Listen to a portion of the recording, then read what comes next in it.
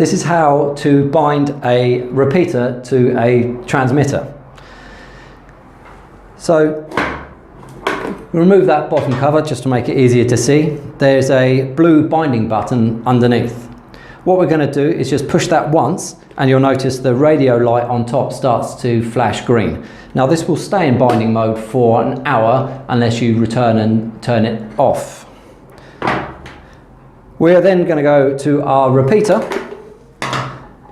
and if you notice the repeater looks the same but it hasn't got the radio sign on the sticker. And we're going to do exactly the same thing with this one. We're going to go underneath, press the blue bind button once. You'll notice that the radio LED will start to flash. It will then go a solid green, and then binding mode will actually turn off on the repeater. And that's a confirmation that this repeater is now linked to the transmitter. So you'd return to your transmitter, push the button once. That's now come out of binding mode. And what you would do then is go back and bind the devices to the repeater now that that is out of bind mode.